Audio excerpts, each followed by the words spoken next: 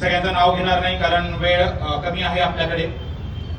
तसेच नवनियुक्त सर्व नगरसेवक, गटनेते आणि उपनगराध्यक्ष तसेच जमलेल्या सर्व रिपब्लिकन विचार ठेवणारे माझे सर्व बांधव आणि भगिनींनो, रिपब्लिक म्हणजे प्रजासत्ताक दिवसाच्या पूर्वसंध्येवर आपण इथं जमलेलो आहोत आणि याची जी मुख्य थीम जी ठेवलेली आहे सरांनी, ती रिपब्लिकन राष्ट्रवाद म्हणजेच प्रजासत्ताक राष्ट्रवाद। एकीकडे आपण पाहतो की बाबासाहेब आंबेडकरांनी रिपब्लिकन भारत कसा असावा या संदर्भात विचार मांडले होते आणि आज आपण जर परिस्थिती पाहिली तर अर्णव गोस्वामींचा रिपब्लिक भारत आणि बाबासाहेबांचा रिपब्लिक भारत असे दोन रिपब्लिक भारत आपल्याला स्पष्टपणे दिसून येतात।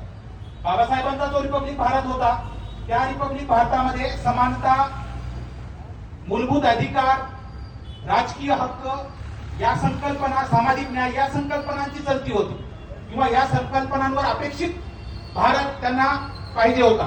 पण दुसरीकडे आपण आजचा जर अर्णव गोस्वामींचा रिपब्लिक भारत आणि त्यांच्या आकांचा रिपब्लिक भारत पाहिला तर सत्तेचं केंद्रीकरण, पैशांच्या जोरावर सत्ता, 100 नगरसेवक हे बिनविरोध निवडून आणणं, सगळी सत्ता एकाच घरात केंद्रित असणं, या सगळ्या गोष्टी आपल्याला पाहावयास मिळतात। मग आम्हाला रिपब्लिकन राष्ट्रवाद बाबासाहेबांना अभिप्रेत असलेला हवा की अर्णव गोस्वामी आणि त्यांच्या आकांना अभिप्रेत असलेला हवा, याचा विचार करण्याची वेळ आज आपल्यावर आलेली आहे। त्यामुळे आपण जर इतिहासात पाहिलं तर लोकशाहीची पायमुळे आपल्याला हे बौद्ध भिक्खू संघामध्ये दिसून येतात।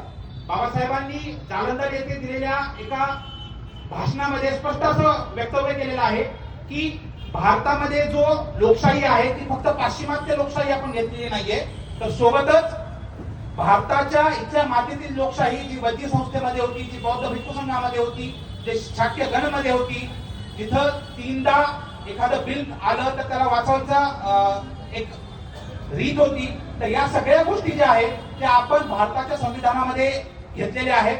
दोन गोष्टी आपल्याला इथं समजून घ्याव्या लागतील की भारत लोकशाही आहे आणि भारत प्रजासत्ताक आहे। तर लोकशाही आहे म्हणजेच प्रजासत्ताक आहे असं नाहीये, लोकशाही आहे म्हणजे प्रत्येकाला मताचा अधिकार आहे, पण भारत हा प्रजासत्ताक आहे याचा अर्थ भारतातील कोणताही सामान्य व्यक्ती हा भारतातील सर्वोच्च पदावर जाऊन विराजमान होऊ शकतो। ब्रिटनमध्ये लोकशाही आहे पण प्रजासत्ताक नाहीये, म्हणजे रिपब्लिकन नाहीये का? कारण तिथं राजा हा सर्वोच्च पदावर बसलेला आहे। पण भारत हा लोकशाही आहे सोबतच रिपब्लिकन पण आहे, कारण प्रजासत्ताक असणं म्हणजेच प्रजाची सत्ता असणं आणि प्रजाने निवडून दिलेला व्यक्ती हा सर्वोच्च स्थानी असणं ही गोष्ट आहे। त्यामुळे बौद्ध भिक्खू संघाला अपेक्षित असलेला, आदरणीय बाबासाहेब आंबेडकरांना अपेक्षित असलेला आणि भारताच्या संविधान सभेतील सर्व संविधान निर्मात्यांना अपेक्षित असलेला भारत जर निर्माण करायचा असेल तर त्याचा राष्ट्रवाद हे सांस्कृतिक राष्ट्रवाद असू शकत नाही, तर त्याचा राष्ट्रवाद हा रिपब्लिकन राष्ट्रवाद असायला पाहिजे।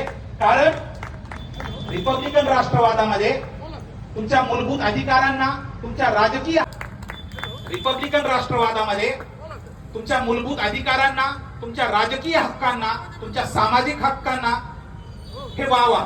पण सांस्कृतिक राष्ट्रवादामध्ये या गोष्टींना कोणताही थारा नाही, फक्त धर्माच्या आधारावर, संस्कृतीच्या आधारावर राष्ट्राची निर्मिती करणे हे त्यांना अभिप्रेत आहे। त्यामुळे आपल्याला रिपब्लिकन राष्ट्रवाद म्हणजे प्रजासत्ताक राष्ट्रवाद पुढे घेऊन जायचा आहे।